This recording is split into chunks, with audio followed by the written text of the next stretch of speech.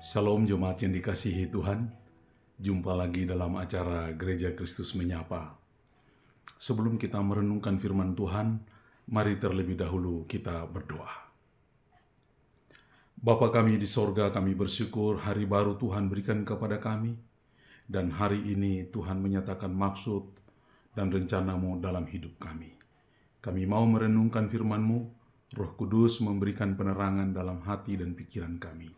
Dalam nama Tuhan Yesus Kristus kami berdoa. Amin. Jemaat yang dikasihi Tuhan, pembacaan kita untuk renungan pada pagi hari ini terambil dari pertama Petrus pasal 3 ayat 8 sampai dengan ayat yang ke-18. Mengingat pembacaannya ini cukup panjang, saya membaca ayat yang ke-13 bagi kita. Dan siapakah yang akan berbuat jahat terhadap kamu jika kamu rajin berbuat baik? Sekali lagi, dan siapakah yang akan berbuat jahat terhadap kamu jika kamu rajin berbuat baik? Jemaat yang dikasihi Tuhan, tema renungan kita pada pagi hari ini adalah hidup benar dan berbuat baik. Hidup benar dan berbuat baik. Di tengah-tengah tantangan dan persoalan kehidupan yang sangat berat pada waktu itu, Rasul Petrus mengingatkan kepada jemaat di tengah-tengah penderitaan supaya mereka harus tetap berpegang teguh kepada iman mereka, berbuat baik dan hidup benar di hadapan Tuhan. Dalam pembacaan teks kita dari pertama Petrus pasal 3 ayat 8 sampai dengan ayat yang ke-18, kita dapat menemukan 3 hal penting untuk bagaimana kita hidup benar untuk berbuat baik. Yang pertama, dasar dari hidup benar agar kita dapat bisa berbuat baik. Mari kita membaca ayat yang ke-18. Berbunyi demikian. Sebab juga Kristus telah mati sekali untuk segala dosa kita, Ia yang benar untuk orang-orang yang tidak benar. Dasar dari hidup benar untuk kita dapat bisa berbuat baik adalah teladan Kristus, bahwa Kristus telah mati untuk dosa-dosa kita. Ia yang benar, Ia yang suci, yang kudus, rela mati untuk menebus segala dosa-dosa kita agar kita menjadi benar di matanya. Di dalam kehidupan kita yang berdosa, sesungguhnya kita tidak benar. Di dalam hidup kita yang berdosa, sesungguhnya kita najis. Sesungguhnya kita ini adalah manusia celaka. Kita berjalan menuju neraka jahanam. Tetapi Kristus telah mati bagi kita, mengampuni segala dosa-dosa kita, mengangkat semua dosa-dosa kita, dan menjadikan kehidupan kita yang tidak berdaya karena dosa itu menjadi benar dan layak di hadapannya. Karena Dia telah membenarkan kita dari segala dosa-dosa kita melalui kematiannya, maka sudah sepatutnya kita hidup benar di hadapannya. Jemaat yang dikasihi Tuhan, sesungguhnya kita manusia berdosa. Kristus telah mati bagi kita, orang-orang berdosa. Ia menyelamatkan kita dari kebinasaan kita.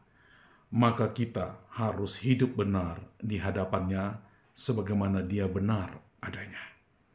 Yang kedua, bagaimana hidup benar dan berbuat baik di hadapan Tuhan. Mari kita membaca ayat 8 sampai ayat 12. Bagaimana agar kita bisa hidup benar dan berbuat baik di hadapan Tuhan. Ayat 8 sampai 12 berbunyi demikian. Dan akhirnya, hendaklah kamu semua seia sekata, seperasaan, mengasihi saudara-saudara, penyayang dan rendah hati, dan janganlah membalas kejahatan dengan kejahatan, atau caci maki dengan caci maki, tetapi sebaliknya, hendaklah kamu memberkati, karena untuk itulah kamu dipanggil, yaitu untuk memperoleh berkat. Sebab siapa yang mau mencintai hidup dan mau melihat hari-hari baik, ia harus menjaga lidahnya terhadap yang jahat dan bibirnya terhadap ucapan-ucapan yang menipu. Ia harus menjauhi yang jahat dan melakukan yang baik. Ia harus mencari perdamaian dan berusaha mendapatkannya. Sebab mata Tuhan tertuju kepada orang-orang benar, dan telinganya kepada permohonan mereka yang minta tolong. Tetapi wajah Tuhan menentang orang-orang yang berbuat jahat. Jemaat yang dikasihi Tuhan, bagaimanakah kita hidup benar?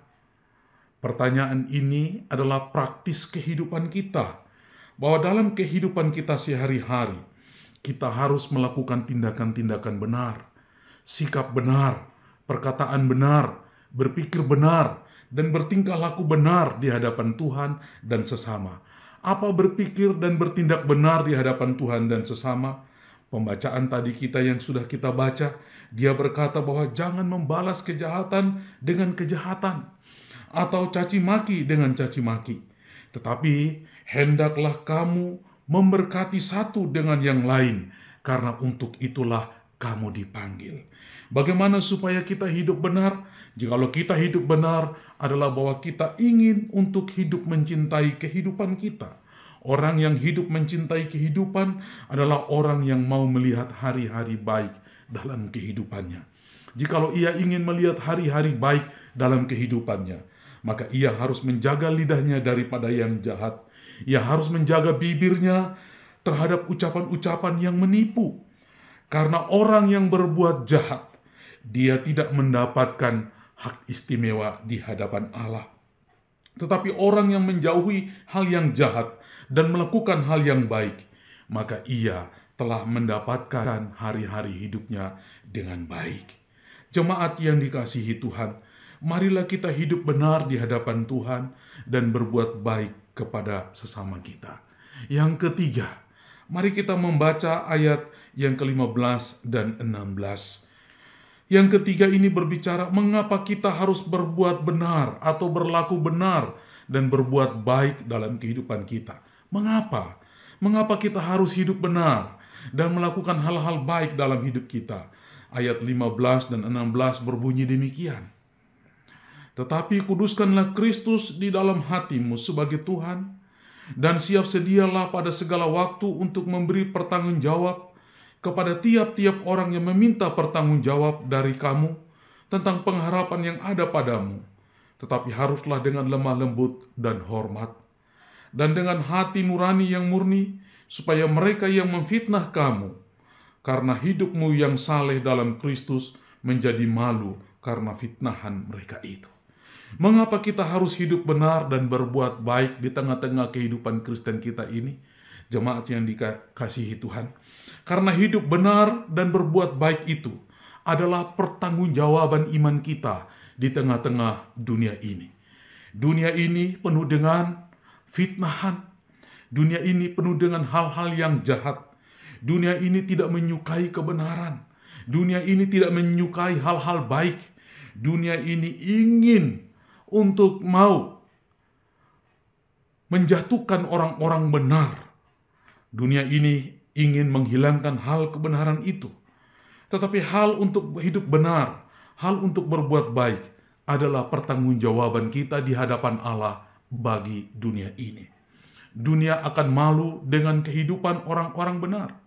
Dunia tidak tahan terhadap kehidupan orang-orang yang berbuat baik. Berbuat baik itu artinya bahwa mengedepankan hal-hal yang utama tentang Kristus di tengah-tengah dunia ini. Kristus menjadi teladan bagi kita. Kebaikan-kebaikan kehidupan kita seharusnya menggambarkan Kristus bagi dunia. Oleh karena itu, marilah kita berbuat baik, berkata baik, bertindak baik, dan hidup benar di hadapan Tuhan. Maka itulah pertanggungjawaban kita dan kesaksian kita di tengah-tengah dunia ini. Maka itu akan memadamkan orang-orang yang memfitnah, orang-orang yang menghina kebenaran. Mereka akan menjadi malu oleh karena kebenaran itu sendiri tampil dalam kehidupan kita. Jemaat yang dikasihi Tuhan, biarlah pada pagi hari ini kita hidup benar dan berbuat baik, karena Kristus telah menjadi teladan bagi kita, dan kita mengasihi sesama kita, dan itu menjadi pertanggungjawaban kita di tengah-tengah dunia dan Tuhan. Kiranya firman Tuhan pada pagi hari ini menjadi berkat bagi kita. Marilah kita hidup benar dan berbuat baik dalam hidup kita. Tuhan Yesus memberkati. Mari kita berdoa. Bapa di surga, kami bersyukur Tuhan memberkati kami lagi di hari yang baru.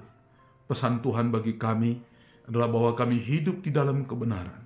Dan ketika kami hidup dalam kebenaran, maka kebenaran itu nampak dalam perbuatan-perbuatan baik dalam kehidupan kami, di mana kami bertindak benar, berpikir benar, berkata benar, dan berlaku benar di tengah-tengah dunia.